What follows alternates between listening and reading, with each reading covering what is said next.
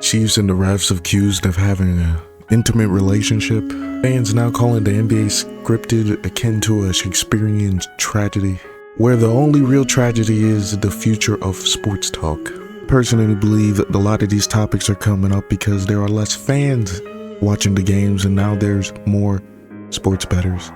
And to kind of follow that journey, let's get into the world where only two things are promised: death and taxes. You see, sports betting is taxable income, and for that matter, a huge amount. The Tax Foundation reporting there's a whopping $1.8 billion in tax revenue in 2023 fiscal year alone. But what you have to understand, before 1992, this was largely state dependent. So one of the few states that actually had the roadwork for all this was Nevada, where they do a lot of sports gambling at, in Atlantic City, where they also do a lot of gambling at. In general, forget about sports gambling. So what in particular caused the federal government to get involved? Well, there's a few factors. The Black Sox scandal, the 1950s point shaving scandals, 1989 Dowd report leading into Pete Rose's permanent banishment, God rest him. But most importantly, what did it lead to? It was 1992 Professional and Amateur Sports Protection Act, or PASPA, was introduced, funnily enough, by a basketball player, former one, a senator named Bill Bradley, who actually has his jersey retired by the New York Knicks. And his thoughts was, hey, the integrity of the NBA in particular may have been compromised by all these sports betting that may have gone out of control. And you know who also agreed with him about that? David Stern. If you didn't know, David Stern was the NBA commissioner at the current time. And he went as far as even testifying for this act to be passed, probably to legitimize the already growing sport that now had Michael Jordan at the head of it. And funny enough, the two other major American associations decided to follow suit. Then NFL commissioner Paul Tagliabue and baseball commissioner, wait, I don't really watch baseball, let me see.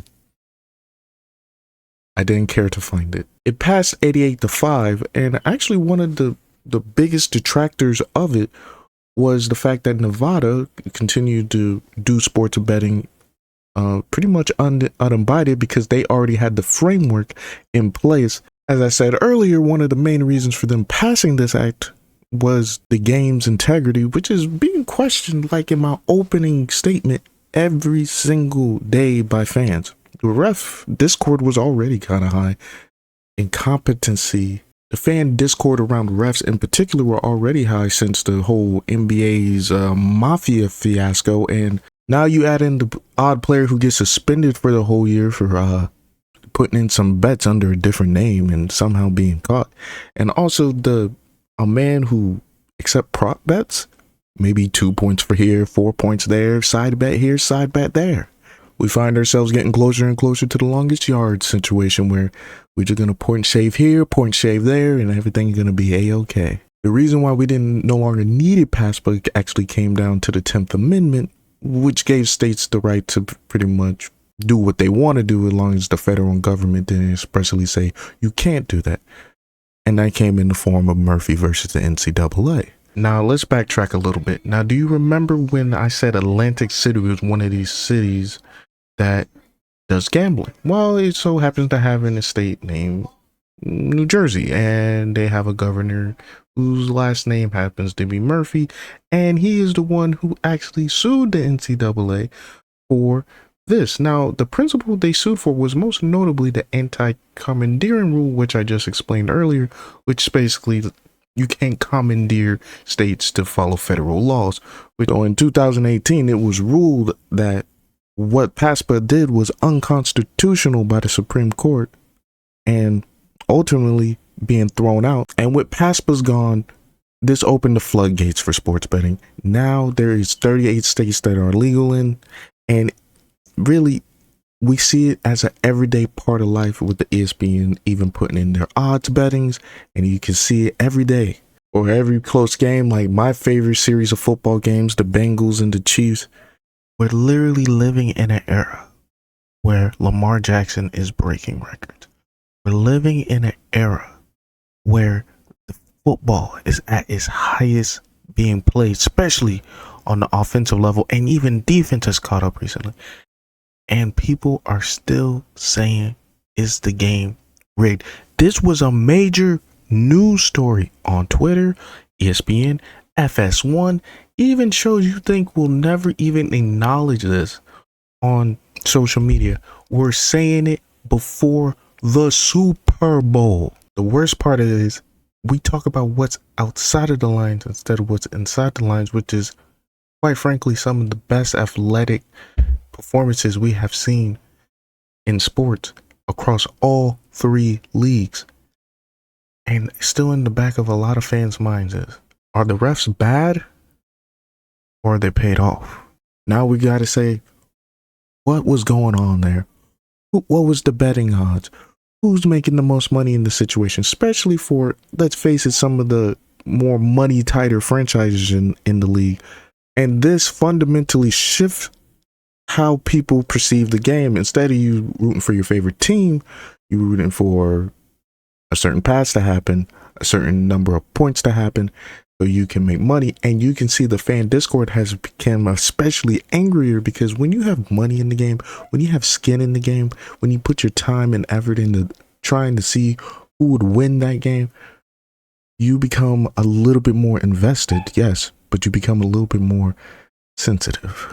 Let me start off by saying this story may not be directly connected to sports betting, but it must be highlighted that recently there were crooks going around burglarizing NFL quarterbacks' homes and stealing from them, maybe getting back what they thought they were owed from them selling them in the game. Like, how dare they complete that pass?